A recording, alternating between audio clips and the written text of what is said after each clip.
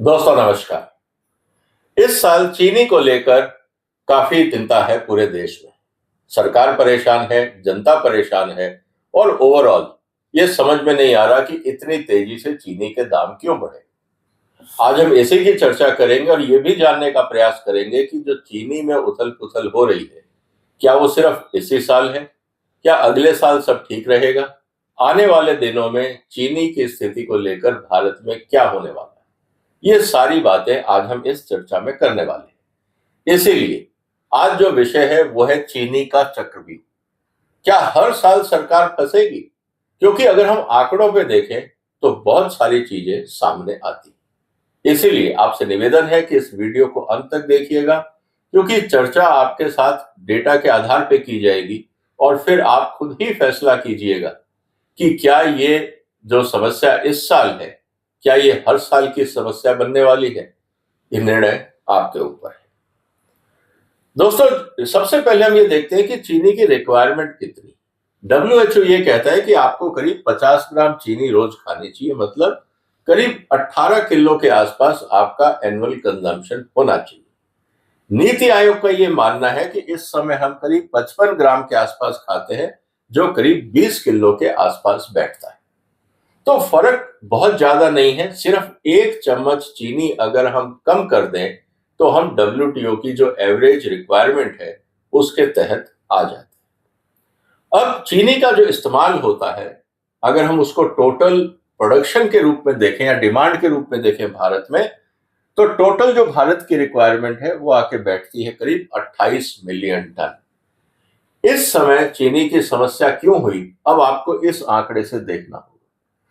28 million ton तो भारत की requirement है और इस बार हमने कर दिया एक्सपोर्ट्स, इसलिए हो गई डेफिशिएंसी। दूसरी तरफ कुछ चीनी चली गई इथेनॉल में, इसीलिए शॉर्टेज बढ़ गई और महंगाई हमारे को देखने को मिल रही है। अब ये जो 28 मिलियन टन है, जो हम टोटल चीनी की कंजम्पशन की बात करते हैं, ये कंजम्पशन होती है घरों में, चाय कॉफी में, मिठाई में, सॉफ्ट ड्रिंक्स में, कन्फेक्शनरी, बिस्किट, जो भी हम मीठी चीजें खाते हैं, इंक्लूडिंग फार्मास्यूटिकल और बाकी जो इंडस्ट्रियल एप्लीकेशंस हैं, उसके अंदर भी चीनी का इस्तेमाल होता है। इस बात को ध्यान रखिए। इसके अलावा एक और फैक्टर जिसको हमने कैलकुलेट नहीं किया, वो है जैगरी, मतलब गुड़ और खांडसारी, नॉन सेंट्रीफ्यूगल शुगर जिसको हम बोलते हैं। ये अगर हम जोड़ दें तो हमारी जो कंजम्पशन है वो काफी बढ़ जाती है। क्या उस हिसाब से प्रोडक्शन हो रहा है, इसको समझना जरूरी है। इसके लिए मैंने आपके लिए ग्राफ बनाया है। भारत में जो चीनी का उत्पादन है, अगर हम देखें तो वो ऑन एन एवरेज गिरता जा रहा है। आबादी बढ़ रही है, लेकिन जिस हिसाब से चीनी का उत्पादन बढ़ना चाहिए उस हिसाब से उत्पादन नहीं बढ़ रहा। दूसरी तरफ जब चीनी का उत्पादन बढ़ रहा था, सरप्लस थी और हमारे यहाँ पे चीनी के दाम गिर रहे थे, किसानों को पैसा नहीं मिल रहा था, तब सरकार ने क्या किया, इथेनॉल पॉलिसी लाए और तब से इथेनॉल बढ़ना शुरू हुआ। शुरू में जो इथेनॉल पॉलिसी थी वो चीनी के किसानों को टाइम पे पैसा मिल जाए, और जो गोडाउन्स में चीनी पड़ी हुई है, बिक नहीं रही है क्योंकि देश में कंजम्पशन इतना नहीं था, उसकी खपत करने के लिए हमने इथेनॉल पॉलिसी लागू करी। लेकिन उस समय हम ये भूल गए कि हर साल देश की आबादी बढ़ेगी और क्या हम हर साल चीनी का उत्पादन उस हिसाब से बढ़ा पाएंगे। इन दोनों के बीच में कहीं ना कहीं तालमेल की प्रॉब्लम आई। अब ऐसी प्रॉब्लम क्यों आती है, इसको समझने के लिए मैं ये कह रहा हूं कि ये भारत सरकार का खुद का बनाया हुआ एक पॉलिसी ट्रैप। अब होता क्या है, जब किसानों की समस्या आती है और किसान चीनी उत्पादन करे तो सरकार एक केन एफआरपी लागू करती है। इसका मतलब यह है कि मिनिमम किसान को कितना पैसा मिलेगा चीनी का, ये किसानों को बचाने के लिए किसान के लिए एक प्राइसिंग पॉलिसी है। फिर शुगर रेगुलेशन, कंज्यूमर को टाइम पे चीनी मिल जाए और जरूरत से ज्यादा महंगी ना मिले, उसके लिए फिर एक शुगर रेगुलेशन है। फिर एक्सपोर्ट पॉलिसी डिपेंड करती है, भारत में अगर सरप्लस है तो सरकार इजाजत देगी कि आप एक्सपोर्ट करें या ना करें, तो उसके लिए एक अलग से एक्सपोर्ट पॉलिसी है। फिर प्राइस अगर बहुत ज्यादा बढ़ जाते हैं तो फिर इंपोर्ट पॉलिसी है, कि किसी तरह से उसको लागू करें। होर्डिंग ना हो इसके लिए स्टॉक लिमिट का कानून है एसेंशियल कमोडिटी एक्ट में। फिर हम बात करते हैं फाइनेंशियल सपोर्ट की। अब मिले कहती है कि साहब आपने एफआरपी बढ़ा दिया, दाम नहीं बढ़ रहे हैं, हमारे को घाटा हो रहा है, तो सरकार फिर थोड़ी सी सब्सिडी दे देती है स्टॉक इसके फाइनेंशियल सपोर्ट, खासकर कोऑपरेटिव्स को। फिर इरिगेशन सपोर्ट, इरिगेशन सब्सिडी, ताकि किसान को पैसा टाइम पे मिले और अगर दाम नहीं मिल रहे तो कम से कम जो खेती की लागत है वो कम रहे। इसी तरह से फिर इलेक्ट्रिक सब्सिडी, और उसके बाद फिर इशू आता है प्राइस कंट्रोल इंटरवेंशन। फिर सरकार अपनी तरफ से इंटरवीन करती है अगर महंगाई बहुत ज्यादा बढ़ जाए। इसका मतलब ये है कि शुरू से ही चीनी जो है वो एक विवाद का मुद्दा रहा है।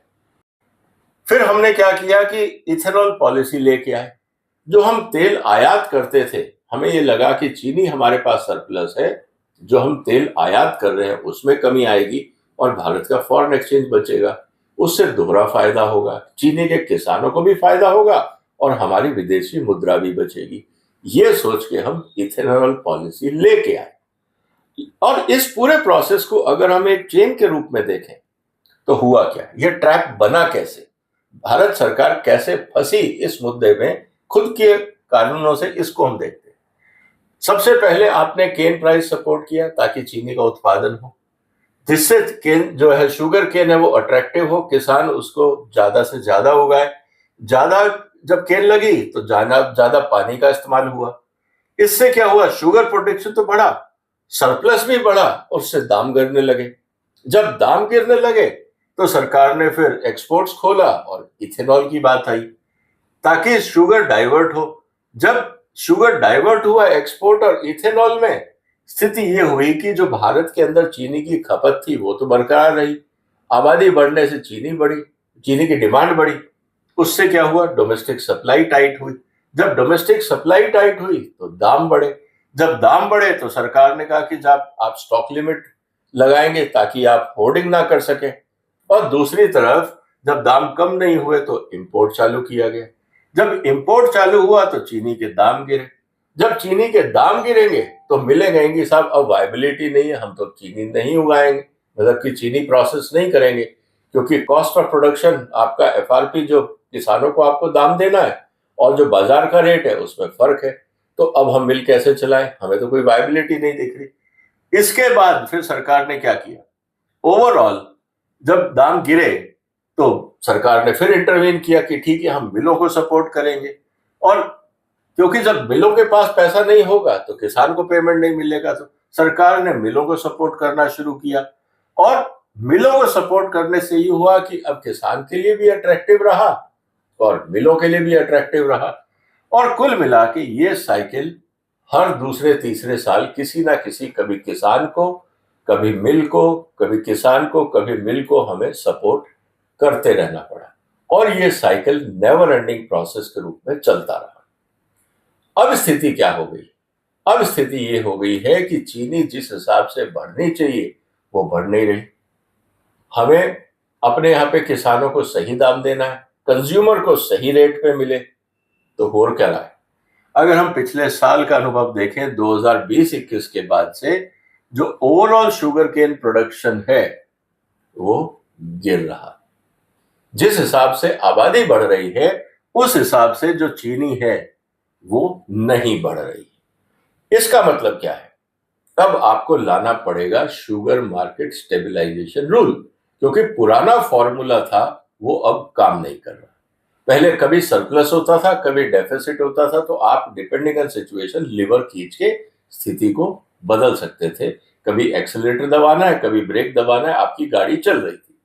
लेकिन आज स्थिति ये है कि भारत में चीनी की शॉर्टेज हो रही है, आबादी बढ़ गई, उत्पादन नहीं बढ़ रहा है। ऐसी स्थिति में मुसीबत और बढ़ रही है। अब होना क्या चाहिए, अब बार बार सरकार महंगाई से अगर निजात पाना चाहती है तो सरकार के पास ऑप्शन क्या है, sugar stock to consumption ratio ये फिक्स करना पड़ेगा सरकार को कि कितना हमें स्टॉक रखना है और कितना हमारे यहाँ कंजम्पशन है। अगर 28 मिलियन टन का कंजम्पशन है तो क्या आप 5 मिलियन टन करीब 20% के हिसाब से स्टॉक रखेंगे? क्या ऐसी स्थिति ठीक रहेगी, या कम या ज्यादा, ये सोचना पड़ेगा। Domestic sugar prices related to the long term benchmark. Bharat के अंदर चीनी का दाम क्या होना चाहिए, ये हर साल कभी 40 रुपए, कभी 30, कभी 60, कभी 50, इसकी जगह अगर भारत सरकार ये सोचे कि हर साल हमें 50 रुपए किलो ही चीनी बेचनी है, तो फिर आप पॉलिसी बना सकते हैं। लेकिन अगर आपको पता ही नहीं है कि आपका रिटेल प्राइस टेक्निकली क्या होना चाहिए, तो फिर आप कैसे तय करेंगे आपकी पॉलिसी क्या होगी। उस हिसाब से फिर आपको शुगर केन अवेलेबिलिटी के बारे में सोचना होगा कि आबादी बढ़ रही है, कंजम्पशन बढ़ रही है, तो शुगर केन कितना चाहिए, किस क्षेत्र में चाहिए, क्योंकि अगर आप क्लाइमेट चेंज की बात करें या गिरता हुआ जो जल स्तर है उसकी बात करें, तो दोनों का असर चीनी पे आ रहा है। और सबसे इंपॉर्टेंट बात आती है कि जब आपके पास सरप्लस था, आप इथेनॉल पॉलिसी लाए। अब पिछले 4-5 साल से अगर शुगर प्रोडक्शन रिक्वायरमेंट के हिसाब से नहीं है, तो क्या आपने शुगर से इथेनॉल बनाने की पॉलिसी को विड्रॉ किया? क्या आपने कहा कि अब आप नहीं बना सकते, क्योंकि कंपनियों ने तो इन्वेस्ट कर दिया, अब उनको अगर फैक्ट्री चलानी है तो गन्ने से तो इथेनॉल बनाना पड़ेगा, नहीं तो वायबिलिटी नहीं आएगी। जो खर्चा किया है, करोड़ों रुपए की फैक्ट्रियां लगा दी, उनका क्या होगा। अब सरकार ये सोच के फंस गई कि अब अगर हम मना करते हैं तो जो इन्वेस्टमेंट हुआ वो बेकार जाता है। इन्वेस्टमेंट्स को वायबल करना चाहते हैं तो चीनी के दाम बढ़ते हैं। अब हम क्या करें, इंडस्ट्रियलिस्ट को बचाएं या कंज्यूमर को बचाएं? दोनों बचना मुश्किल है। अब सवाल इस बात का है कि इस चक्रव्यूह का होगा क्या। इसीलिए अब एक ऑप्शन बचता है कि आप सब्सिडी दीजिए, इंपोर्ट करिए, या इथेनॉल पे सब्सिडी दीजिए, कुछ तो करिए। अब सवाल इस बात का है, तो फिर पॉलिसी क्या हो सकती है? अगर नॉर्मल स्टॉक है, नॉर्मल पॉलिसी है, आपको नॉर्मल अगर सप्लाई है और प्राइसेस हैं, तो पॉलिसी में आपको बदल नहीं करना है। हाई स्टॉक है, लो प्राइसेस है, आप एक्सपोर्ट कर सकते हैं, इथेनॉल कर सकते हैं। अगर आपके यहाँ पे स्टॉक कम है और दाम बढ़ रहे हैं, तो अब आप डाइवर्जन को जो है रोक सकते हैं इथेनॉल पॉलिसी लाके। लोअर स्टॉक और हाई प्राइसेस, अगर आपके पास स्टॉक कम है तो आप जो कोटा सिस्टम है इंपोर्ट के लिए, वो आप खोल सकते हैं। बहुत कम स्टॉक है तो फूड सिक्योरिटी की आपको टेंशन हो जाएगी, और अगर जरूरत से ज्यादा स्टॉक है तो फिर आप एक्सपोर्ट खोल सकते हैं। अब सवाल इस बात का है कि अल्टीमेटली ये जो पैरामीटर्स जिसकी हम बात कर रहे थे ऊपर, सरकार इनको डिफाइन क्यों नहीं करती? अगर सरकार को पता है कि हर साल समस्या होनी है, तो सरकार ये पॉलिसी शुरू में क्यों नहीं व्यापार को बता देती कि अगर इस बार चीनी का उत्पादन 30 मिलियन टन से अगर कम हुआ तो आप इथेनॉल नहीं बनाएंगे, आप एक्सपोर्ट नहीं करेंगे, जो सरप्लस बचेगा हम उसको बफर में डाल देंगे। क्योंकि हमने ये देखा है हर दूसरे तीसरे साल बारिश की समस्या आती है। तो हो सकता है कि चीनी का स्टॉक करना ज्यादा सुविधाजनक हो, ना कि हर साल इंपोर्ट करना, क्योंकि अंतरराष्ट्रीय बाजार के दाम बढ़ जाते हैं। अब सवाल इस बात का है कि ये पॉलिसी अगर शुरू में निर्धारित हो तो जो सरकार के साथ साथ ट्रेड भी सही काम करेगा। अब इंपॉर्टेंट ये आ जाता है कि ये रूल्स पहले क्यों नहीं अनाउंस किए जाते, और इसीलिए जिसको मैं कह रहा हूं कि ये पॉलिसी ट्रैप है।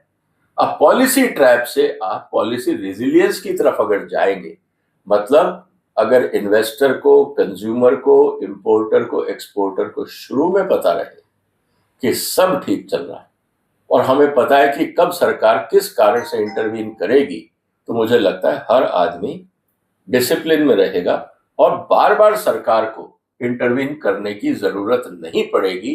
चीनी पॉलिटिकल मुद्दा नहीं बनेगा। इसका मतलब अगर हम ट्रांसपेरेंट पॉलिसी बनाए तो minimum intervention necessary to preserve the market correction, बार बार सरकार को इंटरफियर नहीं करना पड़ेगा। प्रेडिक्टेबल रहेगा कि अगर चीनी के दाम 50 रुपए से ऊपर गए तो सरकार स्टॉक लिमिट लगाएगी, अगर 55 से ऊपर गए तो इंपोर्ट चालू करेगी, अगर उसके ऊपर गए तो इथेनॉल बंद करना पड़ेगा। अगर ये चीजें क्लियर रहें तो मुझे लगता है कि हर सेक्टर का जो व्यक्ति है वो संभल के काम करेगा।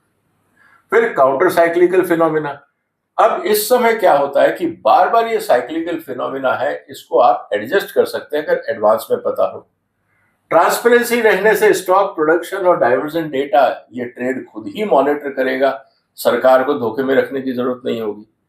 इसके अलावा सबको पता है टाइम बाउंड इंटरवेंशन होगा कि अगर ऐसा हुआ तो क्या कार्रवाई होगी, तो उस समय फिर पॉलिटिकल जो जोड़ तोड़ होता है उसकी जरूरत नहीं पड़ेगी। एंड सरकार जो है वो अपनी तरफ से जब पॉलिसी इंटरवीन करना हो, जब क्योंकि सबको पता है कि थ्रेशोल्ड पास हो रहा है, तो सरकार अपनी पॉलिसीज को पलट सकती है। ये स्थिति भी सबको पता रही।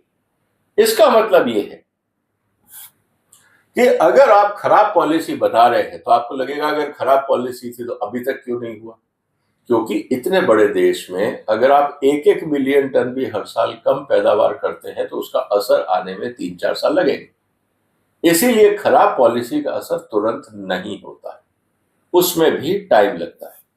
सबसे इंपॉर्टेंट क्या प्रॉब्लम आती है कि खराब पॉलिसी का प्रॉब्लम यह है कि जो लोग उसके हिसाब से अपने यहाँ इन्वेस्टमेंट कर लेते हैं और बाद में 3-4 साल बाद पता लगता है कि ये पॉलिसी खराब थी, वो लोग फंस जाते हैं, क्योंकि इन्वेस्टमेंट तो पॉलिसी देख के कर लिया लेकिन अब सरकार उस पॉलिसी को पलटेगी क्योंकि वो वायबल नहीं रहा। ये क्या होता है जब इन्वेस्टमेंट्स वेस्ट होने लगता है। इसके अलावा जो किसान है, बिजनेस है, कंज्यूमर है, वो सब पॉलिसी के हिसाब से अपनी अपनी नीतियां बना लेते हैं। अब बाद में जब पता लगता है कि पॉलिसी खराब है और उसमें ऑटो करेक्शन ऑप्शंस नहीं है, तो फिर क्या होता है, फिर जोड़ तोड़ शुरू होता है, पॉलिटिकल प्रेशर शुरू होते हैं, लॉबिंग शुरू होती है और फिर ये कहा जाता है कि किसका ध्यान दें और किसका ना दें। अब क्योंकि शुगर बेसिक कमोडिटी है तो सरकार के लिए एक ट्रैप बन जाता है। इंडस्ट्री का साथ देते हैं तो कंज्यूमर नाराज होता है, कंज्यूमर का साथ देते हैं तो इंडस्ट्री परेशानी में आती है, और अगर कुछ ना करते हैं तो जो बैंक ने लोन दिया है वो वापस कैसे आएगा। तो हर जगह पे फंसने का इंतजाम होने लगता है। इसीलिए मेरा ये कहना है कि India's sugar problem is not merely A shortage of sugar. ये सिर्फ चीनी की कमी का मुद्दा नहीं है दोस्तों। इस समय जो समस्या है, हमें कई चीजों को एक साथ मैनेज करना, जिसमें किसान की आमदनी, चीनी की कीमत, ethanol, energy production, export, import, inflation, महंगाई। चीनी सिर्फ खाने के लिए एक इनपुट नहीं है, चीनी एक बहुत बड़ा पॉलिसी चैलेंज बनता जा रहा है और आने वाले समय में ये और भी गंभीर होगा, क्योंकि हर स्टेप पे हम एक दूसरे से कॉन्ट्राडिक्ट चल रहे हैं। इसीलिए मैंने कहा कि ये जो चीनी का चक्रव्यूह है ये आने वाले दिनों में और खतरनाक होगा। इसीलिए अपनी ही नीति के चक्कर में, जाल में सरकार खुद फंसती जा रही है, क्योंकि कभी आप किसान को खुश करना चाहते हो, कभी मिल को, कभी कंज्यूमर को, कभी आपको एक्सपोर्ट करना है, कभी इथेनॉल करना है, कभी इंपोर्ट करना है। ये सब समस्या आपके लिए एक चैलेंज बनते जा रहे हैं। आपको क्या लगता है दोस्तों, क्या आने वाले समय में सरकार इस चक्रव्यूह से निकल पाएगी और उसके लिए रास्ता क्या है? जरूरत से ज्यादा चीनी पैदा हो उसकी समस्या, कम हो उसकी समस्या, और जरूरत के हिसाब से चीनी पैदा हो तो फिर इथेनॉल का क्या होगा। कई कारण हैं। तो जो भी आपके विचार हो कमेंट बॉक्स में लिखिए, इस वीडियो को शेयर करिए, चैनल को सपोर्ट करिए, सब्सक्राइब करिए। फिर मुलाकात होगी एक और महत्वपूर्ण मुद्दे के साथ। तब तक अपना ध्यान रखिएगा। फिलहाल वंदे मातरम।